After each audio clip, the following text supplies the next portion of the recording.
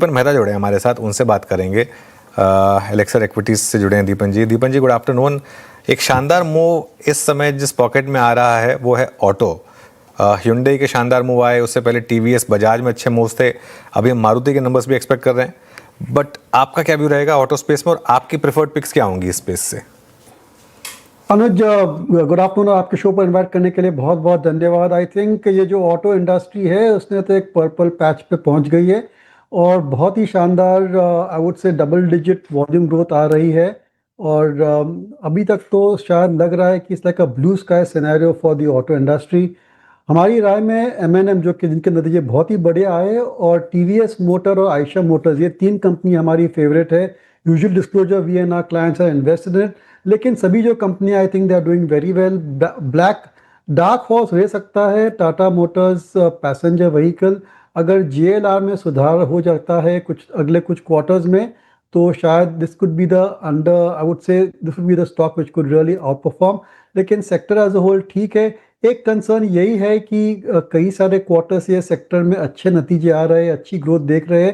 Eight some point the base effect will catch up, और जितने भी ऑटो एंसिलरी ऑटो कंपनीज है उसके अगर आप मैनेजमेंट कमेंट्स देखेंगे तो they are all showing a lot of concern around cost increases, तो मार्जिन पर प्रेशर आ सकता है। तो I think that as an existing investor I remain invested for the long term, लेकिन न्यू इन्वेस्टमेंट बेसिस पे थोड़ा आपको सोचना चाहिए क्योंकि stocks have run up also considerably. अच्छा दीपन जी, नमस्कार। वीरेंद्र बोल रहा हूँ। मैं जिन जिन बास्केट्स में अर्निंग्स के बाद अच्छे रिएक्शन आए हैं उसको ही पढ़ता हूँ। पहले आपने बात करी ऑटो की, एफएमसीजी में अच्छे मूव्स आए हैं, कुछ कंपनियों ने अच्छे इंप्रेसिव वॉल्यूम्स ग्रोथ जनरेट करी। एचयूएल थोड़ा सा मायूस कर गया। Nestle at all time high, Colgate में एक मूव आया, Marico at all time high. कुछ बाइंग की है आपने शॉपिंग इस एफएमसीजी बास्केट में? नहीं, आई डोंट थिंक सो। अभी भी एफएमसीजी में हमारा व्यू नेगेटिव है, स्पेशली ट्रेडिशनल एफएमसीजी कंपनीज जो कि साबुन, टूथपेस्ट, हेयर ऑयल, शैम्पू वगैरह जो बनाती है, डिटर्जेंट, ये जो सेक्टर्स है, सेगमेंट से मेच्योर हो चुके हैं और इन्वेस्टर्स को अच्छे रिटर्न नहीं मिलेंगे। हाँ, ऐसा एक दो क्वार्टर आ जाएगा वे देयर बी गुड ग्रोथ क्योंकि बेस इफेक्ट है या फिर कोई ऐसे एक्सटर्नल फैक्टर्स है, लेकिन ऑन द होल जो इंडस्ट्री है वहाँ से जो डबल डिजिट ग्रोथ जो कि मिनिमम हमें चाहिए एज ए इन्वेस्टर, वो हमें मिलेगी नहीं on a sustainable long term basis. इसलिए we have to go away from traditional FMCG companies. Nestle एक एक्सेप्शन है, लेकिन नेस्ले की 20% ग्रोथ आ रही है, लेकिन पी मल्टीपल भी 70 का है, तो जो फ्यूचर है वो काफ़ी हद तक डिस्काउंट हो चुका है।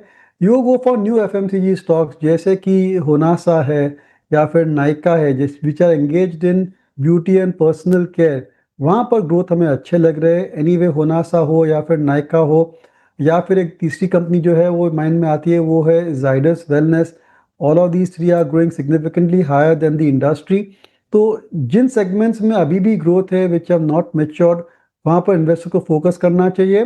लेकिन कई सारे investors are stuck in HUL, Colgate, Dabur, Godrej consumer, इन सभी से आपको निकलना है अगर आपको अच्छे रिटर्न चाहिए। They will not destroy value but they will not grow your portfolio. ये तो फिलहाल थोड़ा कॉशियस व्यू ही है एफएमसीजी पैक को लेकर।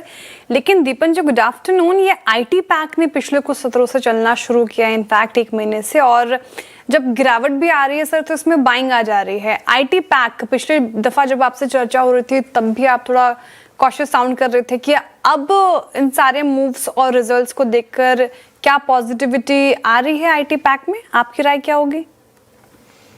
देखिए, इतना मैं कहना चाहूँगा कि I think some smart money is buying software, क्योंकि गिरना तो बंद हो गया है, वो बात निश्चित है। इट हैज स्टॉप फॉलिंग, अच्छी बात है। नतीजे अभी भी अच्छे नहीं आ रहे, वो भी एक बात है। शायद कुछ ना कुछ हो रहा है जो हमें समझ नहीं अभी पड़ रहा है। Could be few quarters down the line growth फिर से आ सकती है, लेकिन आई स्टिल रिमेन कॉशियस और selective, more than cautious, selective view हमारा है आईटी सर्विसेज कंपनीज में। और अभी भी जो क्लैरिटी आनी चाहिए एज ए इन्वेस्टर, जो कन्विक्शन आना चाहिए कि ठीक है वर्स्ट इज ओवर और अब ये ग्रोथ रेट्स फिर से 15-20% आ जाएंगे, वो कन्विक्शन नहीं आ रहा है और शायद कभी आएगा भी नहीं इन दी लार्ज कैप आईटी।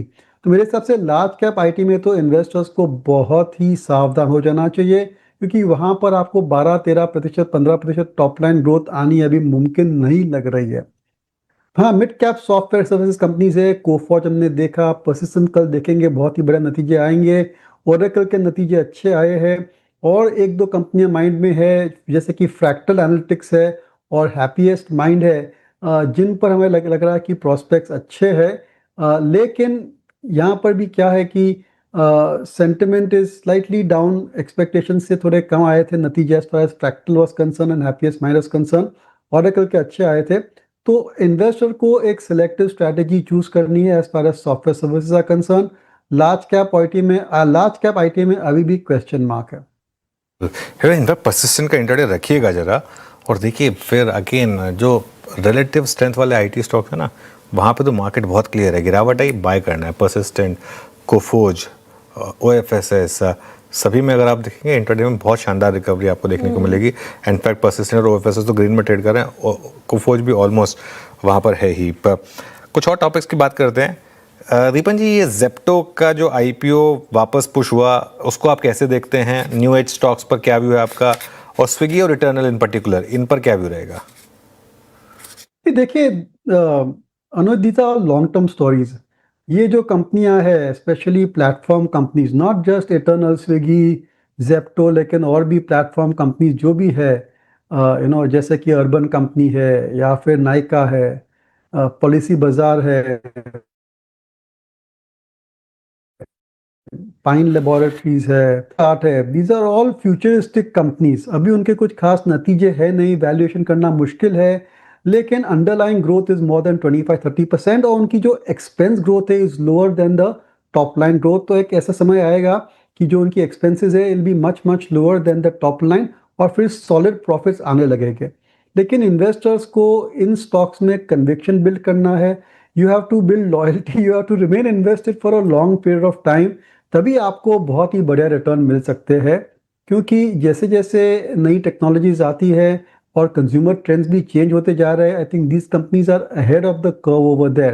तो जैसे मैंने कहा, एफएमसीजी अभी कम्प्लीटली एक सारा स्लो सेक्टर हो गया, वैसे आगे चलते और भी सेक्टर स्लो हो सकते हैं। पर ये जो कंपनियां हैं which are focused on platform businesses and new age businesses, उनमें ग्रोथ हमेशा आती रहेगी। There could be a few accidents, but if you have a long term view, I think अभी भी अच्छे रिटर्न मिल सकते हैं। चलिए दीपन, बहुत बहुत शुक्रिया, आप इस कार्यक्रम में शामिल हुए, सभी सेक्टर्स पे अपनी राय रखी आपने, बहुत बहुत शुक्रिया, and have a nice weekend Deepan ji. चलिए अब आते हैं निफ्टी, एक बार स्क्रीन पे रखिएगा, निफ्टी बैंक की ट्रजेक्ट्री और निफ्टी की ट्रजेक्ट्री रखिएगा। ऑटो हालांकि आज भी याद रखिएगा, और हम डे हाई के जोन के आसपास क्लोज हो रहे हैं, एंड फॉर निफ्टी बैंक। अनुज, कैसे रीड करेंगे इस क्लोजिंग को, और मंडे मॉर्निंग के लिए व्यू करेगा? हाँ देखिए, मंडे मॉर्निंग का मेरा व्यू थोड़ा सा कुछ लोगों को अजीब लगेगा, लेकिन मेरा व्यू ये रहेगा कि न्यूट्रल जाएं, ज़ीरो पोजीशन के साथ, वीकेंड का मज़ा लें।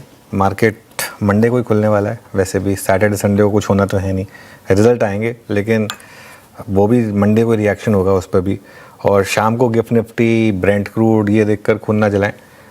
इस वीक अच्छा रहा है, वीकली फ्लैशेस आ रहे हैं आपकी स्क्रीन पर, काफ़ी पैसा बना होगा खासतौर से हमारे व्यूअर्स को, क्योंकि हमने लगातार इस पूरी तेज़ी में भुनाया इस तेज़ी को, और आज एक प्रॉफिट बुकिंग का भी व्यू लिया है, तो अच्छा खासा पैसा बना होगा। अपने उस पैसे को एंजॉय करिए, मुनाफा देखिए, एंजॉय करना ही बहुत ज़रूरी होता है ना। मेरी तो एक सीरीज़ के 2 सीज़न पेंडिंग है, मैं सोच रहा हूँ वो निपटा दूंगा।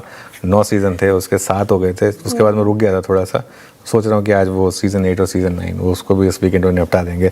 तो ये खैर हमारी स्ट्रैटेजी रहेगी। चलिए